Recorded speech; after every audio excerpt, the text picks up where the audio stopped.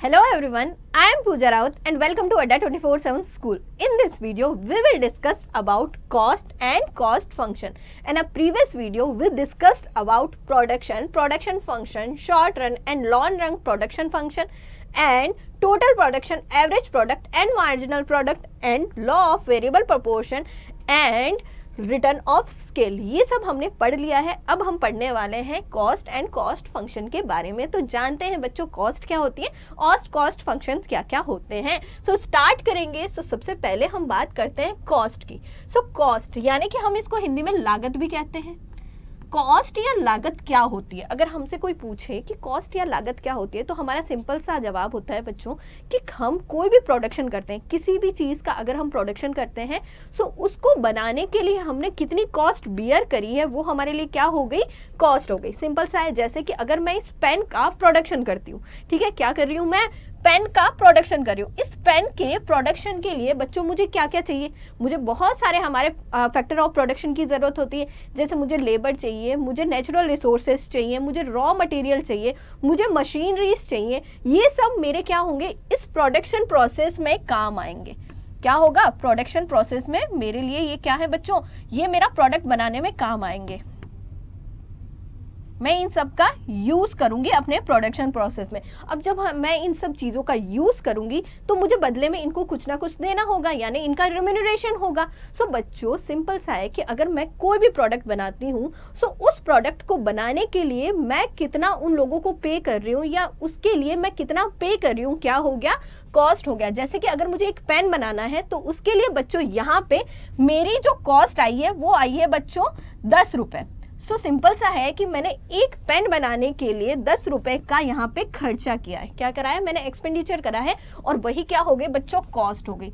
Cost क्या हो गया? अगर हम बात करें the concept of cost include all the direct and indirect expenses involve in a production of a goods and the delivery of a services. कोई भी गुड्स या फिर अगर हम डिलीवर कर रहे हैं सर्विस को तो उसके प्रोडक्शन में प्रोडक्शन प्रोसेस होना चाहिए। कुछ भी प्रोडक्शन हो, कुछ भी, चाहे छोटे से छोटा प्रोडक्ट बन रहा हो, चाहे बड़े से बड़ी मशीनरी बन रही हो, पर प्रोडक्ट बनना चाहिए, एक प्रोडक्शन प्रोसेस होना चाहिए। और उस प्रोडक्शन प्रोसेस में अगर कोई भी डायरेक्ट एक्सपेंसेस हुआ है या फिर कुछ इनडायरेक्ट एक्सपेंस हुआ है ये सब किस में इंक्लूड हो जाएगा बच्चों? कॉस्ट में इंक्लूड हो जाएगा। हम कहेंगे the cost of a commodity mainly include to type of direct and indirect expenses and invisible cost. These are called elements of the cost. कि कोई भी अगर हम बच्चों कोई भी प्रोडक्ट या सर्विसेज का प्रोडक्शन करते हैं दो तरह की कॉस्ट हम देखते हैं। कुछ होती है कॉस्ट डायरेक्टली कॉस्ट होती है, कुछ इनडायरेक्टली कॉस्ट होती है, ठीक है, या फिर कुछ जो कॉस्ट होती है बच्चों इनविजिबल कॉस्ट होती है। इन सबको हम इंक्लूड करते हैं बच्चों, किसमें? हम कॉस्ट में इंक्लूड करते हैं और इसी को हम क्या कहते हैं? इसी को एलिमेंट्स ऑफ द कॉस्ट कहा जाता है। बच्चों आई होप आपको भी कॉस्ट समझ में आया होगा। हम यहाँ पे हमने देखा था कॉस्ट के बारे में। अब हम बच्चों जो हमारा कॉस्ट का कॉन्सेप्ट है इससे रिलेटेड कुछ हम यहाँ पे कॉन्सेप्ट देख लेते हैं कॉस्ट से रिलेटेड कि कॉस्ट के भी कौन कौन से टाइप होते हैं। कॉस्ट का सबसे पहला जो टाइप है बच्चों अकाउंटिंग कॉस्ट। अकाउंटिंग कॉस्ट कौन सा होता है बच्चों? जिस कॉस्ट को हम बुक्स में क्या करते हैं? रिकॉर्ड करते हैं, वो हमारा क्या हो गया? अकाउंटिंग कॉस्ट हो गया। जैसे सिंपल सा है, अगर हम पेन बना रहे हैं, हमने क्या बनाया? एक पेन बनाया मैम, हमने एक पेन का मैन्युफैक्चरिंग किया। अब इस पेन को बनाने के लिए हमें क्या क्या ज़रूरत पड़ी? हमें प्लास्टिक की ज़रूरत पड़ेगी, यानी रॉ मटेरियल। हमें मैम रॉ मटेरियल की ज़रूरत पड़ी। हमने रॉ मटेरियल खरीदा, हमने पैसे देके ही खरीदा होगा। सिंपल सी बात है, हमने जब कोई भी रॉ मटेरियल खरीदा है हमने कैसे खरीदा है? हमने पैसे देके खरीदा है। इसके अलावा मैम हमें लेबर की ज़रूरत पड़ी। लेबर क्यों? क्योंकि लेबर से हम क्या कर सकते हैं? लेबर का यूज़ करके हम पेन का यहाँ पे मैन्युफैक्चरिंग कर सकते हैं। हमें मशीनरी की ज़रूरत पड़ी, हमने मशीनरी का यूज़ किया। इसके अलावा हमें लैंड की ज़रूरत पड़ी, एक प्रॉपर लैंड या फिर कोई भी जगह जिसमें हम उसका पेन का प्रोडक्शन कर सकते हैं, लैंड की हमें ज़रूरत पड़ी। मैम इनको हम कैसे ना कैसे पे करेंगे? हम जब रॉ मटेरियल परचेज करेंगे तब हम सिंपल सा है उसको पैसे देंगे। हम लेबर का यूज़ कर रहे हैं तो हमें उसको वेजेस देना पड़ेगा। हम मशीनरी का यूज़ कर रहे हैं तो इसके मेंटेनेंस पे हमें ध्यान रखना पड़ेगा। हम लैंड का यूज़ कर रहे हैं तो हमें रेंट देना पड़ेगा। मैम यहाँ पे हम इनको कैसे रिकॉर्ड कर सकते हैं? इनको जो भी पे किया है या इनके रिगार्डिंग जो भी एक्सपेंसेस आए हम उनको बुक्स में रिकॉर्ड कर सकते हैं, हम उनको एज अ अकाउंट उसमें लिख सकते हैं। So all those expenses which is recorded in a books, तो हम उनको क्या कहेंगे, हम उनको अकाउंटिंग कॉस्ट कहेंगे, जिनको हम किस में कर सकते हैं, मनी में मेजर कर सकते हैं। किस में मेजर कर सकते हैं, मनी में मेजर कर सकते हैं। मनी में क्या कर सकते हैं बच्चों, मेजर कर सकते हैं, तो वो हमारी क्या हो गई बच्चों, अकाउंटिंग कॉस्ट हो गई। So accounting cost represent actual transfer of the money recorded in the book of a firm, जिनको हम क्या कर सकते हैं, जो मनी ट्रांसफर हुई है उसको हम किस में रिकॉर्ड कर लेते हैं, अपने बुक ऑफ फर्म में रिकॉर्ड कर लेते हैं। वो वाली कॉस्ट क्या होगी बच्चों, हमारे लिए अकाउंटिंग कॉस्ट हो गई। एग्जाम्पल में अगर हम देखें तो पेमेंट मेड फॉर वेजेस, यानी जो हमने लेबर यूज किया है उनको हमने वेज दिया है, यानी उनको हमने वेजेस दी है, तो वेजेस और सैलरीज दी है, तो यहाँ पे रिकॉर्ड होगी किसमें, हमारे बुक्स में। रॉ मटेरियल हमने क्या करा, परचेज किया है, तो रॉ मटेरियल परचेज किया है तो हमने उनको पैसे दिया है, ठीक है। मशीनरी का यूज किया है तो हमने क्या किया है बच्चों, एक तरह से उनके मेंटेनेंस पे खर्चा किया है। इसके अलावा बच्चों फ्यूल हो गया, पावर हो गया, बिल्डिंग हो गया, इन सब का रेंट हो गया, या इनको परचेज करने के लिए हमने इनको क्या दिया है, मनी में पे किया है, हमने पैसों में पे किया है। सो ये सब क्या हो गया बच्चों, हमारे लिए अकाउंटिंग कॉस्ट हो गए। तो अकाउंटिंग कॉस्ट सिंपल सा कि all these expenses which is recorded, which is measure in a monetary term and we are recorded in a book of the firm, तो ये सब क्या हो गया बच्चों, अकाउंटिंग कॉस्ट हो गए। अकाउंटिंग कॉस्ट को हम क्या कहते हैं बच्चों, एक्सप्लिसिट कॉस्ट भी कहते हैं। याद रखना, अकाउंटिंग कॉस्ट को और क्या कहा जाता है बच्चों, एक्सप्लिसिट कॉस्ट भी कहा जाता है। और आई होप सो कि आपको भी अकाउंटिंग कॉस्ट जो है वो समझ में आ गया होगा। आगे हम बढ़ेंगे बच्चों, अब बात करते हैं अपॉर्चुनिटी कॉस्ट के बारे में। सो हमारे लिए अपॉर्चुनिटी कॉस्ट, अपॉर्चुनिटी का मतलब क्या होगा, अपॉर्चुनिटी कॉस्ट के बारे में समझेंगे, पर उससे पहले हम समझ लेते हैं अपॉर्चुनिटी क्या है। कि अगर हम कोई चीज़ कर रहे हैं और उसका कोई अल्टरनेटिव ऑप्शन हमारे लिए अवेलेबल है, तो वो हमारे लिए क्या हो गई बच्चों, अपॉर्चुनिटी हो गई। अब अपॉर्चुनिटी है, उसी से रिलेटेड हमारी अपॉर्चुनिटी कॉस्ट हो गई। इसको समझते हैं बच्चों एक एग्जाम्पल से। मान लो एक क्या है, यहाँ पे एक पर्सन है, उसका नाम है बच्चों Mohan. Mohan is a person, ठीक है। मोहन के पास क्या है बच्चों, मोहन के पास में है 10,000 रुपीज। मोहन के पास 10,000 रुपीज है। मोहन इज अ पर्सन, उसके पास क्या है 10,000 रुपीज है। अब जो मोहन है बच्चों, वो क्या कर रहा है, बिजनेस कर रहा है। वो क्या करना चाह रहा है, बिजनेस करना चाह रहा है, ठीक है मैम। अब इसने क्या करा, इस 10,000 को क्या करा, अपने बिजनेस में क्या करा बच्चों, इन्वेस्ट कर दिया, अपने बिजनेस में लगा दिया। उसने सोचा कि यहाँ पे क्या होगा, मुझे फायदा होगा, तो उसने क्या करा, इसको इन्वेस्ट कर दिया, अपने बिजनेस में लगा दिया, ठीक है। इसके अलावा बच्चों इसने 10,000 बिजनेस में लगाए। इसके अलावा बच्चों इसके पास एक और ऑप्शन था कि ये जो 10,000 है उसको बिजनेस में ना लगा के इस 10,000 को वो क्या कर सकता था, किसी और जो है बिजनेस में, या फिर कोई और जो स्टॉक है या फिर कोई और शेयर परचेज करता तो उसमें इन्वेस्ट कर सकता था, ठीक है। अगर कोई शेयर में भी कोई शेयर उसने परचेज कर लेता, तो अगर वो कोई शेयर है उसको परचेज करता, तो उसको इसके लिए क्या मिलता, रिटर्न में उसको 10% का यहाँ पे क्या मिलता बच्चों, इंटरेस्ट मिलता। क्या देख रहे हैं, यहाँ पे उसके पास दो चांसेस थे। पहला कि उसके पास 10,000 रुपीज थे, वो उस 10,000 रुपीज को उसने क्या करा, अपने बिजनेस में इन्वेस्ट किया। इसके अलावा अगर वो बिजनेस में इन्वेस्ट नहीं करता अपने 10,000 रुपीज, सो बच्चों वो क्या कर सकता था, वो इससे क्या कर सकता था, 10,000 से शेयर परचेज कर सकता था, और इस 10,000 पे उसको क्या मिलता बच्चों, 10% से इंटरेस्ट भी मिलता, ठीक है। इंटरेस्ट या डिविडेंड, डिविडेंड, ठीक है। इंटरेस्ट या इसको क्या मिल जाता, डिविडेंड मिल जाता।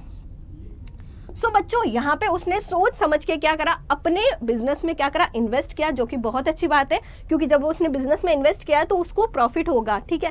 पर यहाँ पे दूसरा अल्टरनेटिव क्या होता कि अगर वो बिजनेस में इन्वेस्ट नहीं करता, तो सबसे बेस्ट ऑप्शन उसके पास था कि वो अपने शेयर में परचेज कर देता, ठीक है। और इससे क्या होता कि 10% का उसको इंटरेस्ट भी मिल जाता। सो हम कहेंगे यहाँ पे अपॉर्चुनिटी कॉस्ट क्या हो गया, opportunity cost is the next best alternative foregone, यानी कि हमारे पास जो नेक्स्ट बेस्ट जो अल्टरनेटिव है उसको हमने जाने दिया, वही हमारे लिए क्या हो गई बच्चों, अपॉर्चुनिटी कॉस्ट हो गई।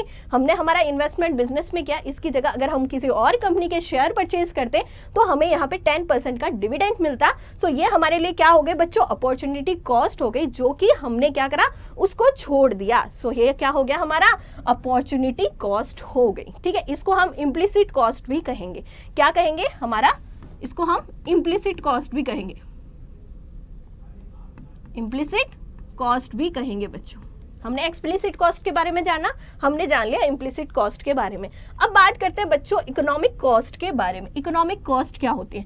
इकोनॉमिक कॉस्ट सिंपल सा है बच्चों। इकोनॉमिक्स कॉस्ट में हम क्या करते हैं, accounting cost plus opportunity cost दोनों को जोड़ लेंगे तो हमारा क्या हो जाएगा बच्चों, इकोनॉमिक कॉस्ट हो जाएगा। तो economic cost include both the actual direct cost accounting cost plus the opportunity cost. तो हमारा ये क्या हो गया, इकोनॉमिक कॉस्ट हो गया। Economic cost equal to explicit cost plus implicit cost, तो हमारा क्या हो गया, इकोनॉमिक कॉस्ट हो गया।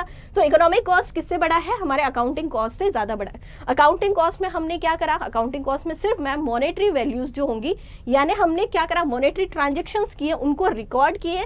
बल्कि इम्प्लिसिट कॉस्ट क्या है, जो हमारी अपॉर्चुनिटी कॉस्ट है, जो हमारा बेस्ट अल्टरनेटिव है, वो भी हमने देखा, कंसिडर किया, तो हमने यहाँ पे इसको इंक्लूड कर दिया इम्प्लिसिट कॉस्ट में। एक्चुअली वो हुआ नहीं है पर हम मान के चल रहे हैं कि वो हुआ है। सो यहाँ पे क्या हो गया, वो इम्प्लिसिट कॉस्ट हो गया। सो हमारा इकोनॉमिक कॉस्ट क्या होगा बच्चों, economic cost is more than accounting cost. Accounting cost. So ये हमने समझा है बच्चों, और आई होप सो कि आपको भी इकोनॉमिक कॉस्ट समझ में आया होगा। इम्प्लिसिट कॉस्ट है बच्चों, ये दिखती नहीं है, ये एक्चुअली मॉनेटरी टर्म में होती नहीं है, पर फिर भी क्या होती है, ये हम मान के चलते हैं कि अगर ऐसा होता तो हमें कितनी कॉस्ट बियर करनी पड़ती। सो हमारा इम्प्लिसिट कॉस्ट हो गया। इसको हम एक और तरीके से इम्प्लिसिट कॉस्ट को समझ सकते हैं, जैसे कि मान लो हम क्या कर रहे हैं, एक बिजनेस कर रहे हैं, ठीक है, हमारा बिजनेस है बच्चों। अब बिजनेस करने के लिए हमने जो एक क्या लिया है, एक फैक्ट्री ली है। बिजनेस करने के लिए हमने क्या लिया बच्चों, एक फैक्ट्री है हमारे पास, वो हमारी खुद की है, हमारी पर्सनल है। ये फैक्ट्री हमारी खुद की है।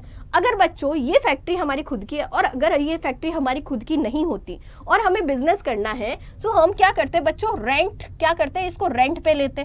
सिंपल सी बात है, अभी हमारी फैक्ट्री है तो हमें कोई रेंट नहीं देना पड़ता है। पर बच्चों अगर ये फैक्ट्री हमारी नहीं होती तो हमें क्या देना पड़ता, हमें उस फैक्ट्री के लिए क्या देना पड़ता बच्चों, रेंट देना पड़ता।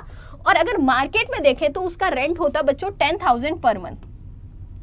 10,000 पर मंथ, यानी कि हमारी फैक्ट्री है, हमें अभी रेंट नहीं देना पड़ रहा, पर अगर हम इसी फैक्ट्री को रेंट पे लेते तो हमें कितना रेंट देना पड़ता था बच्चों, हमें 10,000 का रेंट देना पड़ेगा पर मंथ। तो बच्चों ये वाला एक्चुअल में है नहीं, फिर भी हम कंसीडर करके चल रहे हैं कि अगर नहीं होती तो हमारा ये क्या होता, एक तरह से हमें कॉस्ट बियर करनी पड़ती।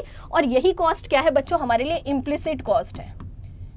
इम्प्लिसिट कॉस्ट है। सो हम क्या करेंगे, इकोनॉमिक कॉस्ट में हम इम्प्लिसिट कॉस्ट को भी इंक्लूड करेंगे प्लस अकाउंटिंग कॉस्ट को भी इंक्लूड करेंगे। सो हमारा economics cost is greater than accounting cost. तो हमारे इकोनॉमिक कॉस्ट का जो कॉन्सेप्ट है बच्चों किससे ज़्यादा है, अकाउंटिंग कॉस्ट से ज़्यादा है। और आई होप सो कि आपको भी जो हमने जो इकोनॉमिक कॉस्ट पढ़ा है, अकाउंटिंग कॉस्ट पढ़ा है और अपॉर्चुनिटी कॉस्ट पढ़ा है वो समझ में आया होगा।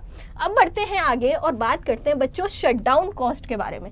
शटडाउन कॉस्ट का मतलब क्या है, शटडाउन कॉस्ट का मतलब है कि कभी कभी प्रोडक्शन करने के बाद हमारा प्रॉफिट इतना नहीं हो पाता है कि बच्चों हम क्या कर सकें, अच्छे से फिर से हमारी जो कॉस्ट है उसको बियर कर सकें। तो उस कंडीशन में क्या होगा, उस कंडीशन में बच्चों हम थोड़ी दिनों के लिए प्रोडक्शन को रोक देंगे और जो वेरिएबल फैक्टर है उनको क्या कर देंगे, रिलीज कर देंगे। जो हमारे फैक्टर ऑफ प्रोडक्शन, जो वेरिएबल फैक्टर ऑफ प्रोडक्शन है उनका यूज नहीं करेंगे, हम सिर्फ फिक्स्ड फैक्टर ऑफ प्रोडक्शन है उनको बियर करेंगे। सो बच्चों यहाँ पे क्या होगा, ये शटडाउन कॉस्ट होगा। क्या कर रहे हैं हम, प्रोडक्शन रोक रहे हैं, परमानेंटली नहीं रोक रहे हैं, थोड़े टाइम के लिए रोक रहे हैं। और उस जो थोड़े टाइम में जो हम प्रोडक्शन रोक रहे हैं तो हम कोई भी वेरिएबल फैक्टर का यूज नहीं कर रहे हैं, हम सिर्फ यूज किसका हो रहा है, हमारा सिर्फ फिक्स्ड फैक्टर है उनका ही हम यूज कर रहे हैं, उनकी ही हम कॉस्ट बियर कर रहे हैं। तो यहाँ पे क्या हो जाएगी, शटडाउन कॉस्ट हो जाएगी। So shutdown cost may be those which would be incurred in the event of the temporary cessation of a business activity and which could be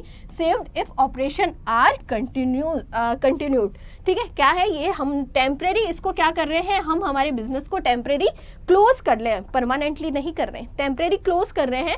और जब टेम्परेरी क्लोज करेंगे तो हमारे जो वेरिएबल फैक्टर है, अब जब हम प्रोडक्शन नहीं कर रहे हैं तो हमारा वेरिएबल फैक्टर भी क्या हो जाएगा बच्चों, जीरो हो जाएगा। वेरिएबल फैक्टर क्या करेंगे, वेरिएबल फैक्टर को यहाँ पे हमारे क्या हो जाएंगे, जीरो हो जाएंगे। पर हमारे जो फिक्स्ड फैक्टर हैं बच्चों, अभी हम टेम्परेरी क्लोज कर रहे हैं इसको, तो हमारे फिक्स्ड फैक्टर जो है वो अभी भी वर्क करेंगे। तो हमारी जो फिक्स्ड फैक्टर की जो कॉस्ट है वो हम बियर करेंगे। तो हमारी फिक्स्ड फैक्टर को हम क्या करेंगे, उसकी कॉस्ट को हम बियर करेंगे। सो मैम ये क्या हो गया, हमारी शटडाउन कॉस्ट हो गई, सो हम कहेंगे shutdown cost in the addition of the fixed cost cover the additional expenses in looking after the property till not dispose of, यानी हम हमारी जितनी भी एसेट्स है बच्चों उसको डिस्पोज नहीं करेंगे शटडाउन कॉस्ट में, ठीक है। तो ये क्या हो गया हमारा शटडाउन कॉस्ट, जिसमें हम फिक्स्ड कॉस्ट को बियर करेंगे, वेरिएबल कॉस्ट को बियर नहीं करेंगे। अगला है बच्चों हमारा अबेंडमेंट कॉस्ट। अबेंडमेंट कॉस्ट में क्या होता है बच्चों, अबेंडमेंट कॉस्ट का मतलब है जितनी भी हमारी जो फिक्स्ड एसेट्स है या फिक्स्ड कॉस्ट है उसको हम क्या करेंगे, उसको भी हम यहाँ पे बियर नहीं करेंगे, यानी हम हमारी जितनी भी फिक्स्ड एसेट्स हैं उनको क्या करेंगे, यहाँ पे डिस्पोज कर देंगे। तो हमारा क्या हो गया, अमेंडमेंट कॉस्ट हो गया। Cost of retiring a fixed asset from it use, हम क्या कर रहे हैं, हमारी जो फिक्स्ड एसेट्स है उनको क्या करें, रिटायर कर रहे हैं, यानी अपने बिजनेस से निकाल रहे हैं, तो उसकी कॉस्ट हमें बियर करने की जरूरत नहीं है। तो ये क्या हो गई, हमारी अमेंडमेंट कॉस्ट हो गई। It for example, a second hand plant installed at a one point of time may not useful at the another point of time, यानी अगर हम कोई भी सेकंड हैंड मशीनरी लेते हैं बच्चों तो वो कुछ टाइम के लिए यूज़ होती है और कुछ टाइम बाद हमें उसको डिस्पोज करना पड़ता है।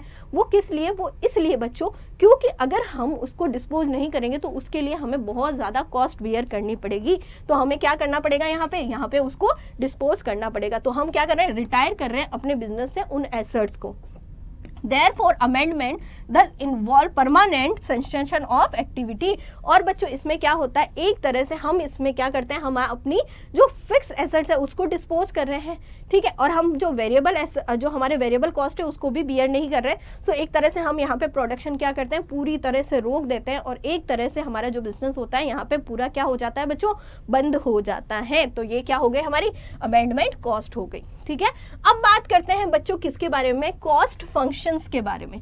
सो कॉस्ट फंक्शंस क्या बताता है, कॉस्ट फंक्शन रिलेशनशिप बिटवीन है बच्चों, functional relationship between cost and output is called production function.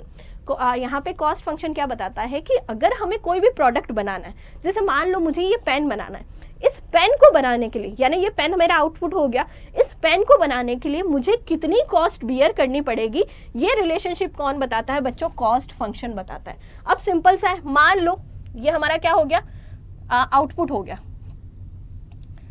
हो गया हमारा पेन। सो यहाँ पे बच्चों पेन बनाने मुझे 10 पेन बनाने। अब इस 10 पेन को बनाने के लिए मुझे बहुत सारी फैक्टर ऑफ प्रोडक्शन की ज़रूरत होगी, जैसे लेबर हो गया और रॉ मटेरियल हो गया, मशीनरीज हो गई, इन सब की ज़रूरत होती है।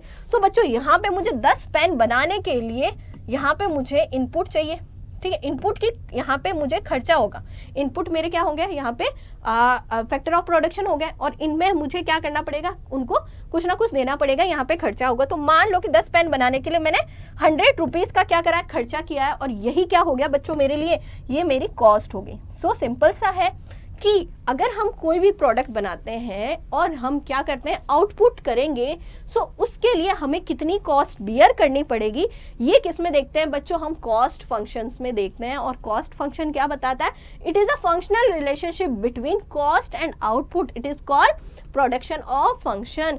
कि एक प्रोडक्ट को बनाने के लिए या फिर अगर हमें नंबर ऑफ प्रोडक्ट को इंक्रीज करना है, यानी हमें आउटपुट को इंक्रीज करना है, तो हमें कॉस्ट को कितना इंक्रीज करना पड़ेगा या कॉस्ट किस तरह से इंक्रीज होगी, ये किस में देखते हैं बच्चों, फंक्शनल रिलेशनशिप में देखते हैं, ठीक है। तो it can be shows as a formula, तो हम इसको फॉर्मूले में भी शो कर सकते हैं, C बराबर FQ। अब बच्चों C क्या हो गया, कॉस्ट हो गया, और FQ हो गया, F यानी फंक्शन हो गया और Q यानी प्रोडक्शन, कि अगर हमें प्रोडक्शन में कोई चेंजेस करने हैं, प्रोडक्शन इंक्रीज करना है या डिक्रीज करना है, सो हमारा कॉस्ट किस तरह से बिहेव करेगा, ये हम किस में देखते हैं बच्चों, कॉस्ट फंक्शन में देखते हैं। So cost function is simple, it is a functional relationship between cost and output, ठीक है बच्चों। आगे हम बात करेंगे मैम कॉस्ट फंक्शन के बारे में। सो कॉस्ट फंक्शन हमारे कितने टाइप का, 2 टाइप का है यहाँ पे, लॉन्ग रन कॉस्ट फंक्शन और short run cost function and long run cost function. अब शॉर्ट रन कॉस्ट फंक्शन में क्या देखते हैं, शॉर्ट रन कॉस्ट फंक्शन में जो होगा बच्चों क्या होगा, कुछ फैक्टर जो होंगे हमारे वेरिएबल होंगे और कुछ फैक्टर क्या होंगे, फिक्स्ड होंगे। अब जो वेरिएबल फैक्टर होंगे उस पर हमें वेरिएबल कॉस्ट बियर करनी पड़ेगी और जो फिक्स्ड फैक्टर होंगे बच्चों तो उनके लिए हमें क्या करना पड़ेगा, फिक्स कॉस्ट बियर करनी पड़ेगी।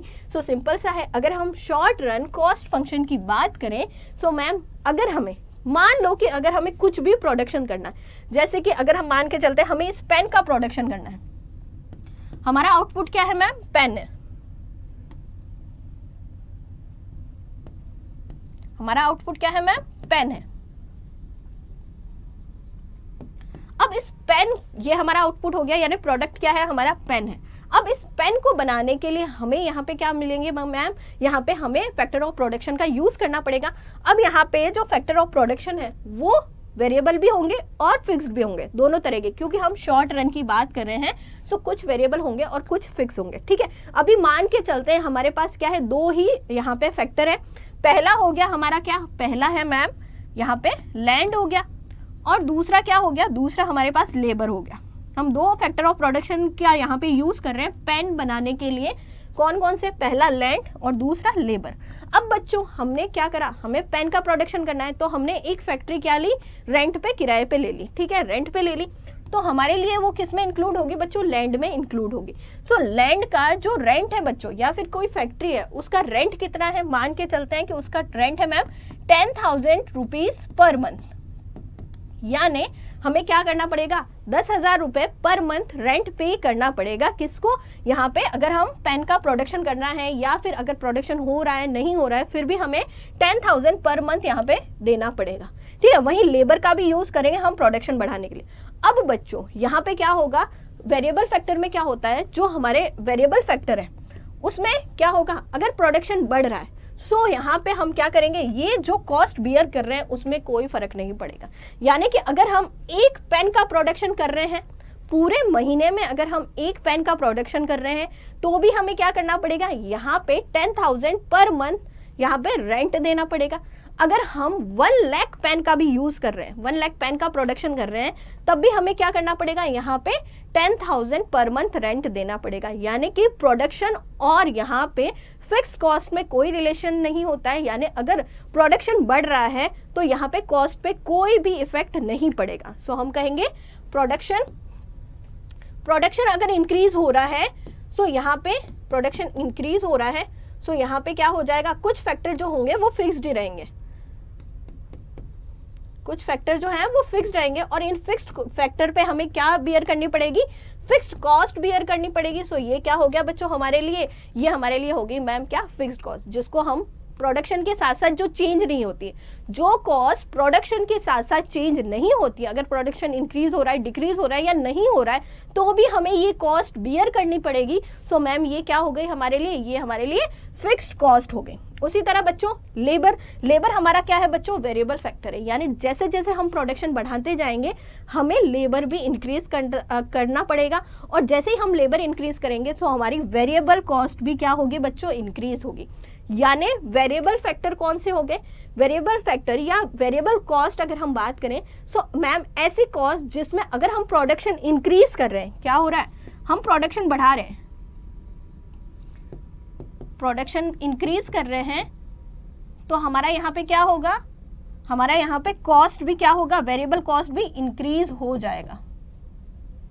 और अगर हम प्रोडक्शन कम कर रहे हैं, अगर हम प्रोडक्शन डिक्रीज कर रहे हैं तो हमारा यहाँ पे कॉस्ट भी कम हो जाएगा, ठीक है। जैसे हम लेबर को कम करते जाएंगे तो हमारी कॉस्ट कम हो जाएगी और हमारा प्रोडक्शन भी क्या होगा बच्चों, कम हो जाएगा।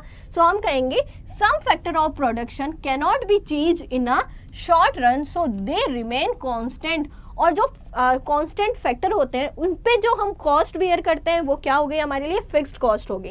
The total fixed cost which bear one of the fixed cost is called total fixed cost. और उसी के साथ बच्चों जो हम वेरिएबल फैक्टर का यूज करते हैं और वेरिएबल फैक्टर पे जो हम कॉस्ट बियर करेंगे वो हमारे लिए क्या हो गई बच्चों, वेरिएबल कॉस्ट हो गई। आगे बढ़ेंगे और इसके बारे में जानते हैं whatever quantity of the firm produce its cost remain constant for the firm। अगर हम बात करें तो फिक्स्ड कॉस्ट क्या हो गई कि कितना ही प्रोडक्शन हो, अगर कोई फर्म कितना भी प्रोडक्शन करे पर उस पे जो कॉस्ट हो रही है, जो फर्म जो बियर कर रही है, वो क्या होगी बच्चों, कांस्टेंट होगी, यानी क्या हो जाएगी, ये फिक्स्ड हो जाएगी, इसमें कोई चेंजेस नहीं होंगे। In the short run, the firm can adjust only the variable input to produce any required level of output।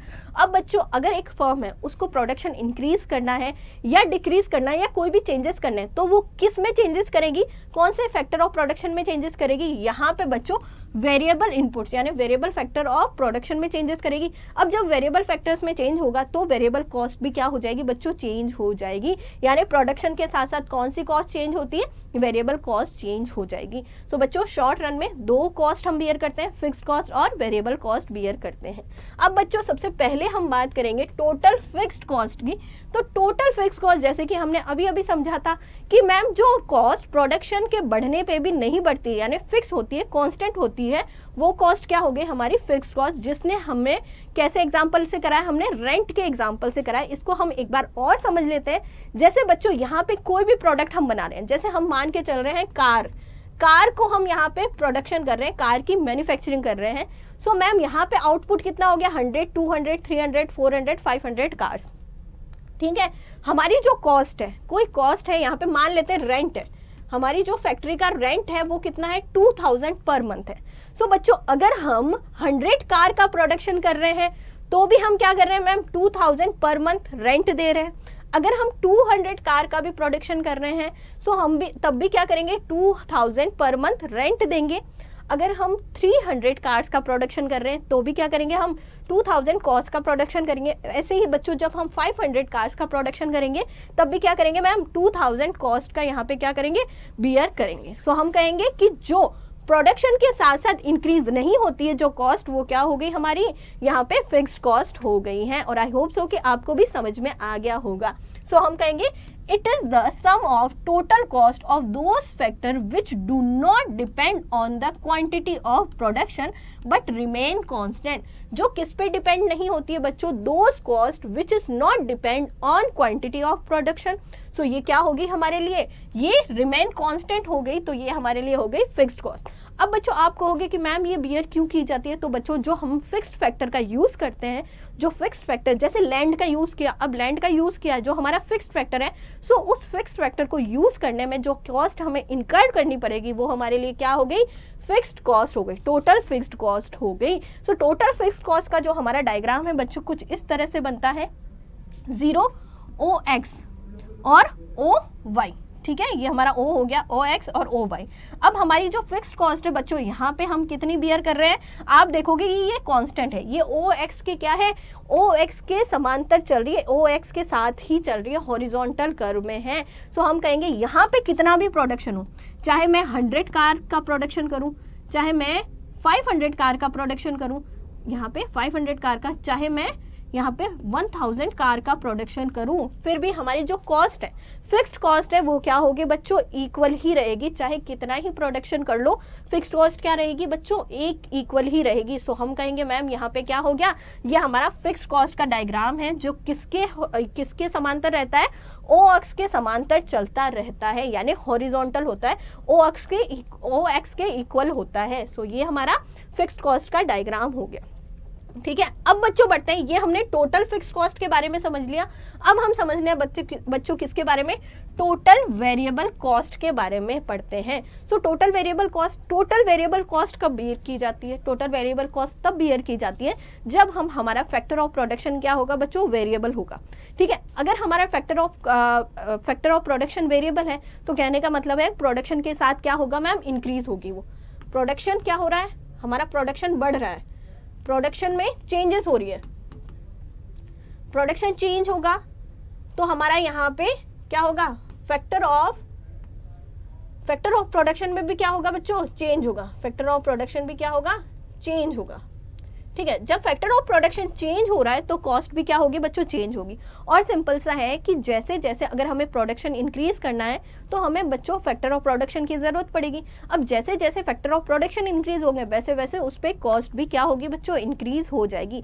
यानी क्या होगा, प्रोडक्शन के साथ साथ जो कॉस्ट इंक्रीज होती है वो हमारी क्या होगी, वेरिएबल कॉस्ट हो जाएगी। सो हमारा ये क्या हो गया, टोटल वेरिएबल कॉस्ट। ठीक है, सो हम कहेंगे total variable cost it is the sum of the cost those factor which is increase with a increase in a quantity of output and decrease with a decrease in a quantity of output। Output के साथ जो cost increase होती है, variable factor जो increase हो रहे हैं और जो आउटपुट के साथ डिक्रीज हो रहे हैं उन पे जो हम कॉस्ट बियर करते हैं बच्चों, क्या हो गई हमारे लिए टोटल वेरिएबल कॉस्ट हो गई। जैसे मान के चलते हैं बच्चों दो लेबर है वो मिलके क्या कर रहे हैं बच्चों, यहाँ पे मान के चलते हैं दो लेबर है वो मिलके यहाँ पे 1000 पेन बनाते हैं। पेन का ही एग्जांपल ले लेते हैं कि दो लेबर है वो मिलके क्या करते हैं 1000 पेन बनाते हैं, यानी यहाँ पे क्या करते हैं 1000 पेन का यहाँ पे मैन्युफैक्चरिंग हो रही है। अब बच्चों अगर हमें प्रोडक्शन बढ़ाना, अब हम चाहते हैं बच्चों क्या हो, 1500 पेन का प्रोडक्शन हो। प्रोडक्शन कितने का हो, 1500 पेन का प्रोडक्शन हो। तो इसके लिए हमें क्या करना पड़ेगा, हमें लेबर को इंक्रीज करना पड़ेगा। अब हमने हमारा लेबर कितना कर दिया, 2 से 3 कर दिया। हम क्या देख रहे हैं, हम देख रहे हैं दो लेबर मिलके 1000 पेन बना रहे थे, अब 3 लेबर्स मिलके क्या कर रहे हैं 1500 पेन बना रहे हैं। वैसे ही बच्चों अगर हम चाह रहे हैं कि हम अब 5000 पेन बनाएं, हम मैन्युफैक्चरिंग कितनी होनी चाहिए 5000 पेन की होनी चाहिए, तो हमें अब लेबर और इंक्रीज करना पड़ेगा। अब हमें 5 लेबर इंक्रीज करने पड़ेंगे। यानी हम क्या कर रहे हैं कि जो आउटपुट के साथ साथ क्या हो रहे हैं, जो फैक्टर चेंज हो रहे हैं, वेरिएबल फैक्टर चेंज होंगे, सो उससे क्या हो गया, उससे हम जो इन पे कॉस्ट बियर करेंगे लेबर्स पे, सो ये क्या हो गई हमारी वेरिएबल कॉस्ट हो गई, जो कि क्या हो रहा है प्रोडक्शन के साथ साथ क्या हो रही है बच्चों, चेंज हो रही है। सो ये हमारी टोटल वेरिएबल कॉस्ट हो गई। अब बच्चों इसको यहाँ पे समझते हैं, देखो जैसे जैसे प्रोडक्शन इंक्रीज हो रहा है, 0 था 1 2 3 4 5 6 7, ठीक है, प्रोडक्शन इंक्रीज हो रहा है, प्रोडक्शन इंक्रीज हो रहा है तो कहने का मतलब है हमारा वेरिएबल फैक्टर भी क्या होगा, इंक्रीज होगा। अब जब वेरिएबल फैक्टर इंक्रीज होगा तो हमारी कॉस्ट भी क्या होगी बच्चों, इंक्रीज हो जाएगी। 0 प्रोडक्शन था तो 0 हमारी वेरिएबल कॉस्ट थी, जब हमारा प्रोडक्शन 1 हुआ तो हमारी वेरिएबल कॉस्ट भी कितनी हो गई, 10 हो गई। अब जब हमारा प्रोडक्शन 2 हो गया तो हमारी वेरिएबल कॉस्ट बढ़ के कितनी हो गई, 16 हो गई। अब जब हमारा प्रोडक्शन 3 हो गया तो हमारी बढ़ के वेरिएबल कॉस्ट कितनी हो गई, 21 हो गई। जब हमारा प्रोडक्शन बढ़ के 4 हो गया, 4 यूनिट्स का हो गया, तो हमारी वेरिएबल कॉस्ट बढ़ के यहाँ पे 28 हो गई। वैसे ही जब 5 6 और 7 हुआ हमारा वेरिएबल कॉस्ट, सॉरी हमारी प्रोडक्शन, तो हमारा वेरिएबल कॉस्ट यहाँ पे 40 60 और 91 हो गया। यानी क्या हो रहा है, जैसे प्रोडक्शन इंक्रीज हो रहा है वैसे ही वेरिएबल कॉस्ट भी क्या हो रही है बच्चों, इंक्रीज हो रही है। पर बच्चों एक और चीज ध्यान रखना, यहाँ पे जो इंक्रीमेंट होगा, पहले अगर हम बात करें सो वेरिएबल कॉस्ट पहले बहुत तेज गति से यहाँ पे क्या होगा, इंक्रीज होगा। यहाँ पे देखो कितने से इंक्रीज हो रहा है, अगर हम कहें सो मैम पहला जो प्रोडक्शन बढ़ा उसमें 10 से इंक्रीज हुआ है, ठीक है, उसके बाद में 6 से इंक्रीज हुआ है, ठीक है, सबसे पहले 10 से इंक्रीज हुआ है, फिर 6 से इंक्रीज हुआ है, देन यहाँ पे 5 से इंक्रीज हुआ है, ठीक है। उसके बाद क्या हुआ, उसके बाद कंटिन्यूसली यहाँ पे सबसे पहले तेज गति से क्या होगा, हमारा वेरिएबल कॉस्ट इंक्रीज होगा, देन थोड़ा कम यहाँ पे क्या हो जाएगा, कमी होने लग जाएगी उसमें वेरिएबल कॉस्ट में, देन फिर से क्या होता है बच्चों, यहाँ पे फिर से इंक्रीज होना शुरू हो जाता है। सो यहाँ पे क्या आ जाएगा, यहाँ पे हमारा 12 आ जाएगा, यहाँ पे 20 आ जाएगा और यहाँ पे कितना आ जाएगा 31। यानी कहने का मतलब है कि पहले हमारा वेरिएबल कॉस्ट क्या होती है, पहले हमारी वेरिएबल कॉस्ट इंक्रीज होती है, फिर थोड़ा सा डिक्रीज होती है और फिर क्या होती है, उसके बाद में कंटिन्यूसली इंक्रीज होना शुरू हो जाती है। तो इसी पे हम बनाएंगे बच्चों हमारा डायग्राम, इसी से हम हमारा डायग्राम बनाएंगे कि हमारा वेरिएबल कॉस्ट का जो डायग्राम है, टोटल वेरिएबल कॉस्ट का, वो किस तरह से बनेगा। सो हम यहाँ पे इसको बनाएंगे, ये हमारा 0, ये हमारा x अक्ष और ये हमारा बच्चों हो गया y अक्ष, ठीक है। अब x अक्ष पे हम क्या लिखने वाले हैं, x अक्ष पे लिखेंगे बच्चों यहाँ पे हमारा आउटपुट, हमारा हो गया आउटपुट, ठीक है, और यहाँ पे हो गई हमारी कॉस्ट, ये हमारी हो गई कॉस्ट जो हम बियर कर रहे हैं, ठीक है। अगर हम बात करें तो हमारा ये बच्चों कुछ इस तरह से हमारा बनेगा, उल्टे s में हमारा जो है TVC, टोटल वेरिएबल कॉस्ट का यहाँ पे क्या बनेगा, हमारा डायग्राम बनेगा। पहले क्या हो रहा है मैम, 0 से 10 में इंक्रीज हो रहा है तो हमने इंक्रीज किया। उसके बाद में मैम थोड़ा सा क्या होता है, नीचे की तरफ झुकता है, ये थोड़ा सा क्या होगा, डिक्रीज होगा, तो हमने यहाँ पे डिक्रीज करा। देखो यहाँ तक क्या हो रहा है, इंक्रीज हो रहा है, यहाँ तक इतने तक इंक्रीज हो रहा है, फिर इतने तक क्या हो रहा है मैम, थोड़ा सा डिक्रीज हो रहा है, और इसके बाद क्या हो रहा है, कंटिन्यू बढ़ने लग जाता है। जैसे कि हम देखेंगे पहले 10 था, फिर 6 और फिर 5 आया, और उसके बाद में 7 के बाद में क्या हो रहा है, कंटिन्यूसली बढ़ रहा है। और इसी चक्कर में हमारा जो टीवीसी है बच्चों, यानी टोटल वेरिएबल कॉस्ट है, वो क्या हो गया, इनवर्स एस के शेप में हो गया, इनवर्स एस के शेप में हो गया। सो हम कहेंगे ये हमारा क्या हो गया, ये हमारा टोटल वेरिएबल कॉस्ट हो गया। और आई होप सो कि आपको भी समझ में आया होगा बच्चों कि टोटल वेरिएबल कॉस्ट क्या होता है और उसका डायग्राम हम कैसे बताते हैं और हमारा इनवर्स एस के शेप में क्यों होता है। सो बच्चों स्टार्ट करेंगे, अब हम आगे बढ़ते हैं। हमने वो जो डायग्राम बनाया था बच्चों, वो हमने थोड़ा रफली बनाया था। अगर हम उसको सही तरीके से देखें तो हमारा डायग्राम कुछ इस तरह से बनता है, ये जो है इनवर्स एस के शेप में बनता है। ठीक है, अब हम बात करते हैं बच्चों किसके बारे में, टोटल कॉस्ट के बारे में। टोटल कॉस्ट यानी कुल लागत। टोटल कॉस्ट क्या हो जाएगी बच्चों हमारे लिए, कुल लागत। तो टोटल कॉस्ट हम कैसे कैलकुलेट करेंगे, अगर बच्चों हम टोटल फिक्स्ड कॉस्ट और टोटल वेरिएबल कॉस्ट दोनों को इंक्लूड कर देंगे, सो हमारा क्या आ जाएगा, टोटल कॉस्ट आ जाएगा। सिंपल से हमारा डेफिनेशन है। इसके अलावा अगर हम बात करें, सो अगर मुझे ये पेन बनाना है, सिंपल सा, अगर मुझे ये पेन बनाना है, इस पेन को बनाने के लिए मुझे टोटल फिक्स्ड कॉस्ट कितनी लगी, टोटल वेरिएबल कॉस्ट कितनी लगी, यानी कि मेरे टोटल कॉस्ट कितनी लगी, फिक्स्ड प्लस वेरिएबल दोनों को इंक्लूड कर लेंगे तो मुझे इस पेन को बनाने के लिए टोटल कॉस्ट कितनी लगी, टोटल कॉस्ट मैंने कितनी बियर करी है, ये क्या हो गई बच्चों हमारे लिए टोटल कॉस्ट हो गई है। सो हम कहेंगे all those cost which are related to the production of a commodity, यानी कोई भी कमोडिटी का प्रोडक्शन करने के लिए टोटल कितनी कॉस्ट बियर की गई है, वेरिएबल प्लस फिक्स, वो क्या हो गई हमारी टोटल कॉस्ट हो गई। जैसे कि अगर मुझे ये पेन बनाना है, इस पेन को बनाने के लिए मैंने वेरिएबल कॉस्ट कितनी बियर की है, टोटल वेरिएबल कॉस्ट मैंने बियर की थी बच्चों 6 रुपए, और टोटल फिक्स्ड कॉस्ट कितनी बियर की है, टोटल फिक्स्ड कॉस्ट मैंने बियर की है बच्चों 4 रुपए।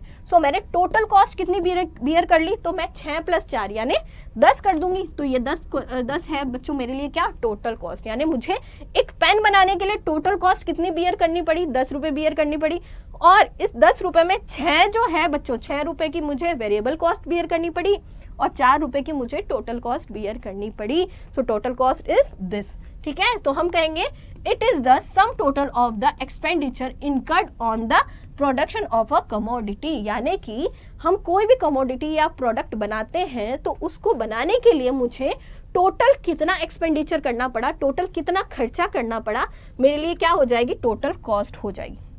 सो total cost equal to total fixed cost plus total variable cost, दोनों को ही अगर हम इंक्लूड करेंगे तो क्या आ जाएगा, टोटल कॉस्ट आ जाएगा। इसको हम इस तरह से भी लिख सकते हैं शॉर्ट फॉर्म में,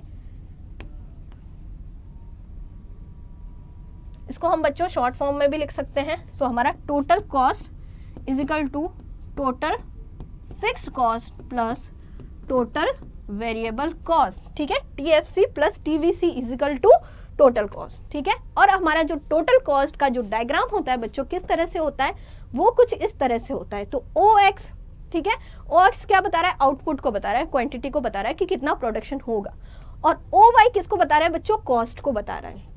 हमारा टोटल फिक्स कॉस्ट जो हमने क्या कहा, जो प्रोडक्शन के साथ इंक्रीज नहीं हो रहा, तो ये क्या हो गई, फिक्स हो गई। ठीक है, ये यहाँ पे देखो, ये हमारे OX के इक्वली जो चल रही है, पैरेलल जो लाइन चल रही है, वो हमारी टोटल फिक्स कॉस्ट की है। अब बच्चों हमारा टोटल वेरिएबल कॉस्ट जो हमने पढ़ा है, जो हमारा इनवर्स एस होता है, सो यहाँ से स्टार्ट हो गए, थोड़ा कम होके क्या होगा, ऊपर बढ़ने लग जाएगी, ये हमारी टोटल वेरिएबल कॉस्ट होगी। अब बच्चों टोटल कॉस्ट और टोटल वेरिएबल कॉस्ट दोनों मिलकर क्या बनाते हैं मैम, टोटल कॉस्ट बनाते हैं। तो हमारे टोटल कॉस्ट का जो यहाँ पे डायग्राम होगा बच्चों, वो भी कैसा होगा, इनवर्स एच के शेप में होगा। इनवर्स एच के शेप में क्यों होगा, क्योंकि मैम ये जो टोटल कॉस्ट है, इसमें क्या इंक्लूड है, इसमें टोटल फिक्स्ड कॉस्ट भी इंक्लूड है और टोटल वेरिएबल कॉस्ट भी इंक्लूड है। ठीक है, तो इसीलिए यहाँ ये क्यों होता है, तो ये टोटल वेरिएबल कॉस्ट की तरह ही क्या होता है, इनवर्स एस के शेप में होता है, और यहाँ पे टोटल वेरिएबल कॉस्ट और टोटल फिक्स्ड कॉस्ट के बीच में क्या होता है मैम, टोटल वेरिएबल कॉस्ट और टोटल कॉस्ट के बीच में क्या होता है, एक डिफरेंस होता है। ये जो गैप है मैम, ये गैप किसके इक्वल होता है, टोटल फिक्स्ड कॉस्ट के इक्वल होता है। यानी कि टोटल कॉस्ट भी टोटल वेरिएबल कॉस्ट की तरह ही शेप में रहेगा, बट यहाँ पे टोटल वेरिएबल कॉस्ट और टोटल कॉस्ट के बीच में डिफरेंस है। क्यों है, क्योंकि यहाँ पे टोटल कॉस्ट किसको लेके चल रहा है, साथ में टोटल फिक्स्ड कॉस्ट को लेके भी चल रहा है, इसीलिए यहाँ पे क्या हो जाएगा, दोनों में इक्वली शेप, यहाँ पे क्या होगा, इक्वली शेप बनेगा, बट यहाँ पे दोनों में क्या होगा, यहाँ पे टोटल फिक्स्ड कॉस्ट के जितना डिफरेंस रहेगा। सो हमारा टोटल कॉस्ट का डायग्राम हमने देख लिया। इसमें बच्चों हमने total fixed cost, total variable cost और टोटल कॉस्ट तीनों के ही डायग्राम एक साथ देख लिए। अब बच्चों तीनों को एक साथ समझते हैं। सो हम यहाँ पे देखेंगे बच्चों, हमारे पास यहाँ पे total fixed cost, total variable cost और टोटल कॉस्ट का कर्व दिया हुआ है। कर्व को समझने से पहले हम समझ लेते हैं बच्चों किसको, इस टेबल को समझ लेते हैं। सो हमारा आउटपुट दिया हुआ है 0 1 2 3 4 5 6 7 और हमें टोटल फिक्स कॉस्ट दी हुई, टोटल फिक्स कॉस्ट जो कि हमारी क्या होगी मैम, यहाँ पे फिक्स ही रहेगी। सो 12 12 12 हमारी क्या है, फिक्स है, यानी हमारी टोटल फिक्स कॉस्ट में कोई चेंजेस नहीं होंगे। Total variable cost, total variable cost जो क्या होगी, वेरी करेगी, यानी यहाँ पे जैसे हम प्रोडक्शन इंक्रीज कर रहे हैं वैसे हमारी कॉस्ट में भी क्या होगा, इंक्रीज होगा। तो 0 से 10, 10 से 16, 16 से 21, 21 से 28, 28 से 40, 40 से 60 और 60 से 91। ठीक है, ये हमारी क्या हो गई, वेरिएबल कॉस्ट होगी जो कि क्या हो रही है, इंक्रीज हो रही है। अब बच्चों टोटल कॉस्ट जो कि हमने देखा कैसे निकालते हैं, total fixed cost plus total variable cost, इन दोनों को इंक्लूड कर लेंगे तो मैम क्या निकल जाएगा, टोटल कॉस्ट निकल जाएंगी। सो मैम 12 प्लस 0 तो क्या हो गया, 12 हो गया। उसके आगे हम देखेंगे 12 प्लस 10 तो क्या हो गया, 22, तो हमने लिख दिया। 12 प्लस 16 तो हमारा 28 हो गया। 12 प्लस 21 तो 33 हो गया। 12 प्लस 28 तो 40 हो गया। 12 प्लस 40 तो 52 हो गया। 12 प्लस 60 तो 72 हो गया और 12 प्लस 91 सो 103 हो गया। यानी इन दोनों को ऐड करेंगे तो हमारा टोटल कॉस्ट निकल जाएगा। अब हमारा जो टोटल कॉस्ट है बच्चों वो भी वेरिएबल कॉस्ट की तरह क्या होगा, पहले इंक्रीज होगा। क्या हो रहा है यहाँ पे, हम कहेंगे मैम हमारा जो टोटल कॉस्ट है पहले क्या होगा, इंक्रीज हो जाएगा। देखो यहाँ पे क्या हो रहा है, 12 से 22 में इंक्रीज हो रहा है, कितने से, 10 से इंक्रीज हो रहा है। फिर 22 से 8 में क्या हो रहा है, इंक्रीज तो हो रहा है मैम, पर वो कितने से हो रहा है, सिर्फ 6 से इंक्रीज हो रहा है। पहले 10 से इंक्रीज होगा, देन वो क्या हो रहा है, इंक्रीज हो रहा है, पर पहले से कम में हो रहा है, 6 से ही इंक्रीज हो रहा है। देन यहाँ पे क्या हो रहा है, सिर्फ 5 से इंक्रीज हो रहा है। और यहाँ पे देखेंगे तो यहाँ पे क्या होगा मैम, यहाँ 7 से इंक्रीज हो रहा है, फिर कंटिन्यूसली इंक्रीज होना शुरू हो जाता है। तो यहाँ 8 से, फिर यहाँ पे 20 से, देन यहाँ पे मैम क्या होगा, यहाँ पे सॉरी यहाँ पे 12 से होगा और यहाँ 20 से,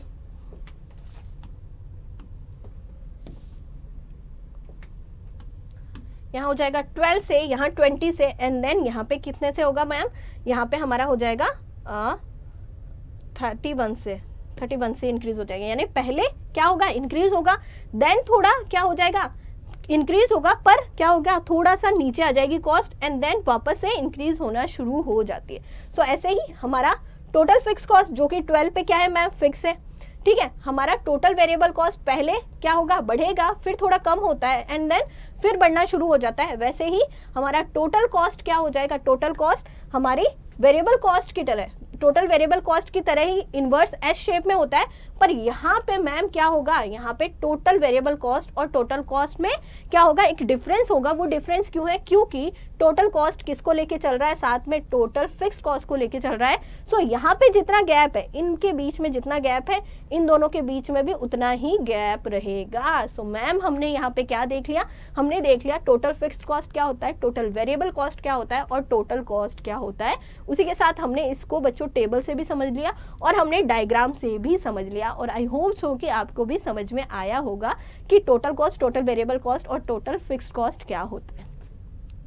अब बच्चों इससे रिलेटेड हमारे जो क्वेश्चंस हैं वो देख लेते हैं। सो हमारा यहाँ पे क्वेश्चंस है, what is an opportunity cost. तो अपॉर्चुनिटी कॉस्ट क्या हो जाएगी, the alternative foregone, the opportunity lost, transfer earning और ऑल ऑफ दीज, तो हमारा आंसर क्या हो जाएगा, तो हम कहेंगे alternative foregone, the opportunity cost और ट्रांसफर अर्निंग, तो हमारा आंसर क्या हो जाएगा, ऑल ऑफ दीज क्या हो जाएगा हमारा, ऑल ऑफ दीज हमारी अपॉर्चुनिटी कॉस्ट हो जाएगी। ठीक है, अगला क्वेश्चन है हमारा, what happen when production is shut down. जब प्रोडक्शन शट डाउन होता है तो इसका मतलब क्या है, fixed cost increase, variable cost decline, variable cost become zero and fix cost become zero. हमने क्या पढ़ा है, शटडाउन कॉस्ट में क्या होता है मैम, हम फिक्स कॉस्ट को बियर करते हैं पर हमारा जो वेरिएबल कॉस्ट होती है वो हम बियर नहीं करते हैं, तो हमारी वेरिएबल कॉस्ट यहाँ पे क्या हो जाएगी, जीरो हो जाएगी। हम टेम्परेरी क्या कर रहे हैं, शटडाउन कर रहे हैं अपने ऑर्गेनाइजेशन को, अपने प्रोडक्शन को, तो हम कहेंगे वेरिएबल कॉस्ट हम बियर नहीं करते हैं, तो हमारी वेरिएबल कॉस्ट क्या हो जाएगी, जीरो हो जाएगी। तो करेक्ट आंसर इज सी। अगले क्वेश्चन की तरफ बढ़ेंगे, change in production quantity effect. अगर हम बात करें सो मैम प्रोडक्शन क्वांटिटी जो इफेक्ट है वो कैसे होगी, हमारी जो प्रोडक्शन क्वांटिटी है वो इफेक्ट होती है किससे, both fixed and variable cost, only variable cost, only fixed cost और नन ऑफ द अबव। सो हम कहेंगे मैम इसमें क्या होगा, किस में चेंजेस होता है, सो हमारी फिक्स्ड कॉस्ट में तो कोई चेंजेस नहीं होता है, वहीं अगर हम वेरिएबल कॉस्ट की बात करें तो हमारे वेरिएबल कॉस्ट में चेंजेस होता है। अगर हम शॉर्ट रन की बात करते हैं, अगर हम शॉर्ट रन की बात करें तो शॉर्ट रन में मैम वेरिएबल और फिक्स कॉस्ट दोनों होती हैं, और प्रोडक्शन के साथ साथ जो क्वांटिटी के साथ साथ क्या हो रही है, चेंज हो रही है, सो वो कौन सी कॉस्ट हो जाएगी, हमारी वेरिएबल कॉस्ट हो जाएगी। सो हमारे क्वेश्चन नंबर 3 का आंसर क्या होगा बच्चों, बी होगा। अगले क्वेश्चन की तरफ बढ़ते हैं, with the increase in production the difference between total cost and total fixed cost. ठीक है, क्या कह रहा है, increase in a production the difference between total cost and total fixed cost. So हमारा टोटल कॉस्ट और टोटल फिक्स्ड कॉस्ट में क्या होगा, तो यहाँ पे बच्चों एक डायग्राम बना लेते हैं फिर से, हमारा 0x और ये हमारा y हो गया। एक सेकेंड, इसको हम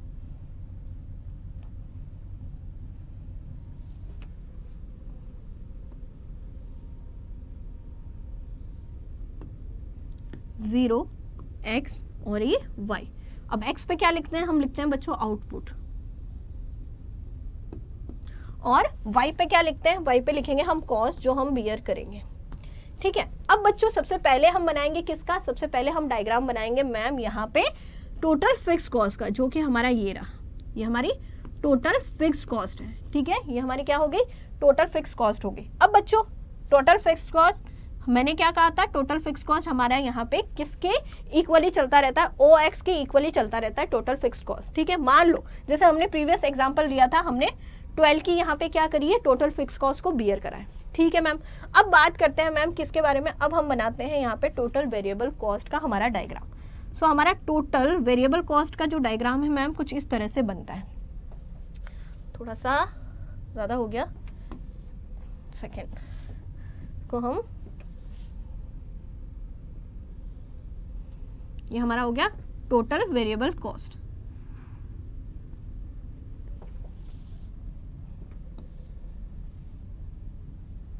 टोटल वेरिएबल कॉस्ट, ठीक है मैम, ये हमारा टोटल फिक्स कॉस्ट हो गया, ये हमारा हो गया टोटल वेरिएबल कॉस्ट। अब बनाते हैं बच्चों किसके बारे में, अब बनाते हैं मैम टोटल कॉस्ट का डायग्राम। सो हमारा टोटल कॉस्ट का डायग्राम हम इससे बनाते हैं,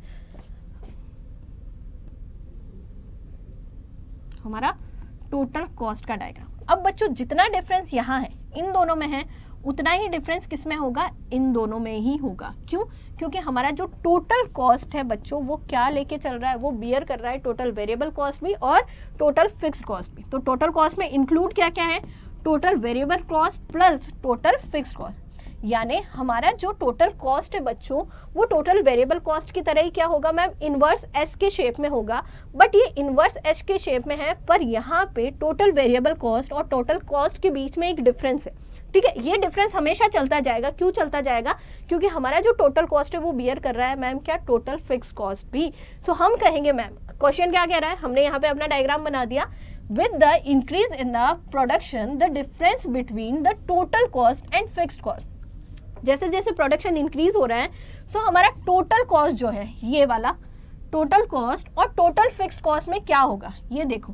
अब बच्चों जैसे प्रोडक्शन इंक्रीज हो रहा है, ये हमारा प्रोडक्शन है, ठीक है, ये जैसे जैसे इंक्रीज हो रहा है टोटल फिक्स कॉस्ट तो हमारा फिक्स है, पर टोटल वेरिएबल कॉस्ट क्या हो रहा है, धीरे धीरे धीरे धीरे क्या हो रहा है, ऊपर जा रहा है। पहले टोटल कॉस्ट, यहाँ पे टोटल कॉस्ट और टोटल हमारा टोटल फिक्स कॉस्ट पहले कम था, फिर धीरे धीरे क्या हो रहा है बच्चों, यहाँ से देखो धीरे धीरे क्या हो रहा है, ये इंक्रीज हो रहे हैं। सो मैम हम कहेंगे कि जैसे जैसे प्रोडक्शन इंक्रीज होगा टोटल कॉस्ट और टोटल वेरिएबल कॉस्ट क्या हो जाएंगे, दोनों के बीच का जो डिफरेंस है वो इंक्रीज हो, सॉरी टोटल कॉस्ट और टोटल फिक्स कॉस्ट के बीच का डिफरेंस क्या होगा, वो इंक्रीज होता जाएगा। सो हम कहेंगे क्या होगा, इंक्रीज होगा।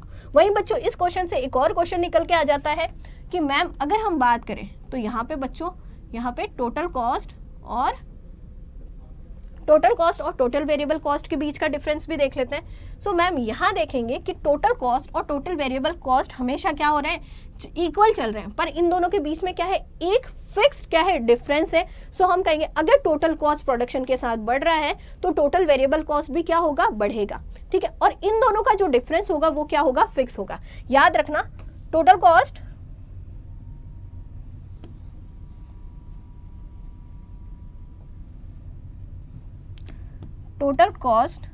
और टोटल वेरिएबल कॉस्ट के बीच का जो डिफरेंस है,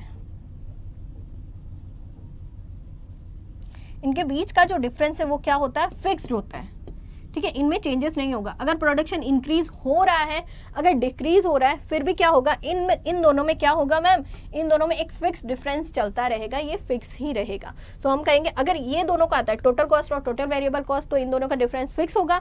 अगर टोटल कॉस्ट और टोटल फिक्स कॉस्ट के बारे में आता है तो इन दोनों का डिफरेंस क्या हो जाएगा, यहाँ पे क्या हो जाएगा, इंक्रीज हो जाएगा। और अगर टोटल वेरिएबल कॉस्ट और टोटल फिक्स कॉस्ट का भी आता है सो इसमें भी क्या होगा, जैसे प्रोडक्शन बढ़ रहा है इनमें भी डिफरेंस बढ़ता चला जाएगा। सो हमारा करेक्ट आंसर क्या हो जाएगा, 4 का करेक्ट आंसर हो जाएगा मैम बी। अगले क्वेश्चन की तरफ बढ़ेंगे। अगला क्वेश्चन क्या कह रहा है, which of the following is not fixed cost. इसमें से बच्चों फिक्स कॉस्ट नहीं है। Insurance premium, interest, cost of raw material और रेंट ऑफ द फैक्ट्री। सो बच्चों फिक्स कॉस्ट क्या होती है, जो फिक्स होती है, टाइम के साथ चेंज नहीं होती है या फिर प्रोडक्शन के साथ चेंज नहीं होती है। सो मैम इंश्योरेंस प्रीमियम भी टाइम के साथ चेंज होता है, नहीं सॉरी इंश्योरेंस प्रीमियम चेंज नहीं होता है, एक बार जो हमने इंस्टॉलमेंट कर दी वो फिक्स होती है। इंटरेस्ट जो होता है मैम वो भी फिक्स होता है। कॉस्ट ऑफ रॉ मटेरियल हो गया और रेंट ऑफ द फैक्ट्री हो गया। रेंट क्या होता है बच्चों, रेंट का तो हम एग्जांपल लेके करते ही हैं, तो रेंट ऑफ द फैक्ट्री भी क्या होता है, फिक्स होता है। सिर्फ कॉस्ट ऑफ रॉ मटेरियल जो है बच्चों यहाँ पे क्या होगा, फिक्स नहीं होगा, ये क्या है, वेरिएबल कॉस्ट है। अब आप कहोगे वेरिएबल कॉस्ट कैसे, कि अगर हमें प्रोडक्शन बढ़ाना है, अगर बच्चों हमें प्रोडक्शन बढ़ाना है, जैसे अगर हम अभी एक पेन का प्रोडक्शन कर रहे हैं, एक पेन का प्रोडक्शन कर रहे हैं तो हमें रॉ मटेरियल कम चाहिए। अगर हम 1000 पेन का प्रोडक्शन करेंगे तो हमें रॉ मटेरियल क्या चाहिए मैम, ज़्यादा चाहिए। तो हम कहेंगे यहाँ पे कॉस्ट ऑफ रॉ मटेरियल हमारा क्या हो गया, नॉट अ फिक्स्ड कॉस्ट हो गया। सो ये हमारे हो गए बच्चों क्या, क्वेश्चन नंबर 5।